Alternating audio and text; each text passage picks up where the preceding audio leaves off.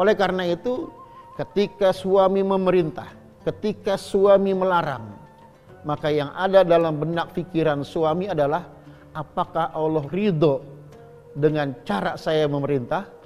Apakah Allah ridho dengan cara saya melarang istri dan anak-anak? Maka dilanjutkan pada istri dan anak-anaknya. Kami, istri dan anak-anak, taat kepada ayah, taat kepada suami, juga dalam rangka ibadah kepada Allah Subhanahu wa Ta'ala. Suami adalah manusia biasa, hanya permasalahannya adalah beliau, suami, istri, dan anak-anak adalah jalan menuju ketaatan kepada Allah Subhanahu wa Ta'ala. Kalau ini sudah dijalankan dengan niat ibadah karena Allah Subhanahu wa Ta'ala, bukan berarti tidak ada masalah yang berat. Bukan berarti tidak ada masalah yang sulit. Tapi kesulitan, rasa berat dalam melaksanakan rumah tangga, semua dinikmati untuk mendapat ridha Allah Subhanahu wa Ta'ala. Sehingga Rasulullah sallallahu alaihi wasallam menyatakan dalam satu hadis yang sangat luar biasa. Qala Rasulullah sallallahu alaihi wasallam, "Ajaban li amril mu'min, inna amrahu kullahu lahu khair, wa laysa dzalika illa lil mu'min." Hadirin yang dirahmati Allah Subhanahu wa Ta'ala, pemirsa TV One rahimakumullah. Ya. Apa kata Rasulullah sallallahu alaihi wasallam?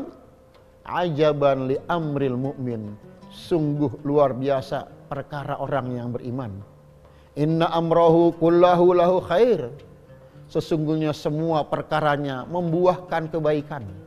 Walaysa dzalika illa lil mu'min, dan tidak pernah terjadi keadaan semacam itu kecuali pada diri orang yang beriman. Ya, in asabatu sarra sakara.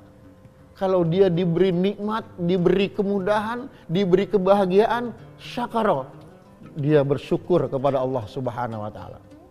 Ya. In asabahu dharra, kalau dia diuji dengan permasalahan, sabara, mereka bersabar, fakana khairan lahu, itu menjadi kebaikan bagi dia. Maka perjalanan rumah tangga keluarga muslim yang beriman kepada Allah Subhanahu wa Ta'ala bukan tidak ada masalah, bukan tidak ada kesulitan, tapi semua itu dinikmati sebagai perjalanan ibadah menuju ridha Allah Subhanahu wa Ta'ala.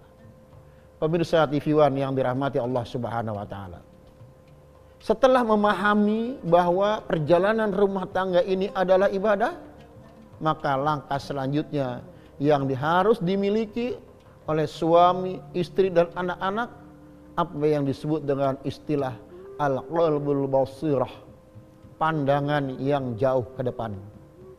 Bahwa saya sebagai suami, dia sebagai istri, dan anak-anak semua menjalankan amanat rumah tangga fi qalbil basirah, dengan pandangan yang jauh ke depan. Bahwa kami berumah tangga bukan untuk sementara waktu. Kami berumah tangga bukan untuk sepekan dua pekan. Kami berumah tangga bukan untuk sebulan dua bulan. Bahkan kami berumah tangga bukan untuk setahun dua tahun.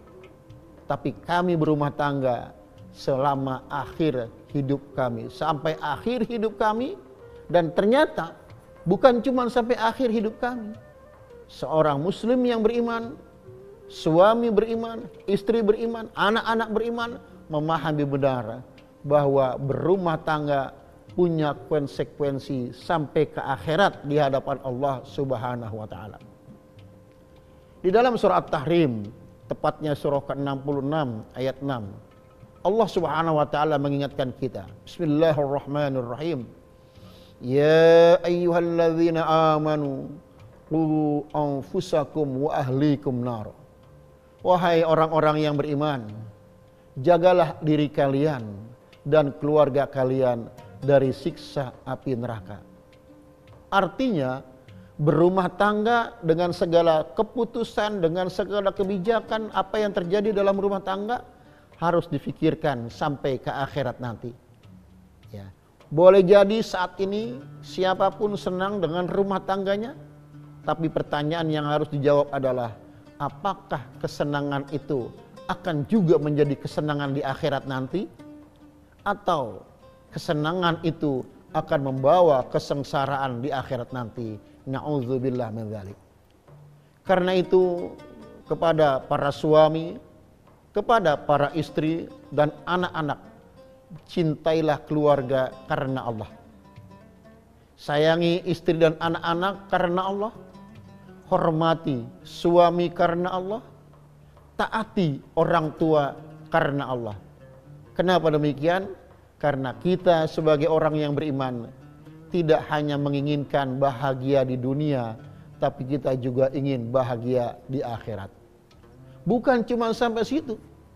Di dalam surah At-Tur, surah ke-52 ayat 21, Allah Subhanahu wa taala memberikan satu janji, satu motivasi untuk keluarga yang beriman. Bismillahirrahmanirrahim. Walladzina amanu wattaba'athum dzurriyyatuhum biimanin alhaqna bihim dzurriyyatahum wa ma alatna min amalihim min syai' kullu imri'in bima kasaba rahin. Subhanallah. Pemirsa TV One yang dirahmati Allah Subhanahu wa taala. Walladzina amanu, orang-orang yang beriman, suami beriman, istri beriman, wattaba'athum dzurriyyatuhum, diikuti oleh keluarganya dengan keimanan. Subhanallah. Suami bisa jadi lebih baik daripada istri, kemudian istri mengikuti suami, atau sebaliknya.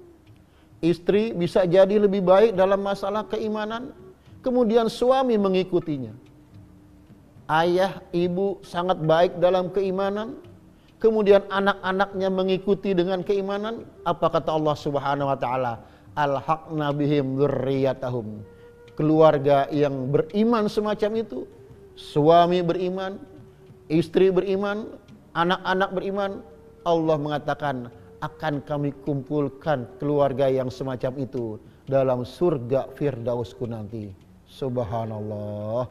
Satu harapan yang sangat besar pada diri orang-orang yang beriman. Kenapa demikian?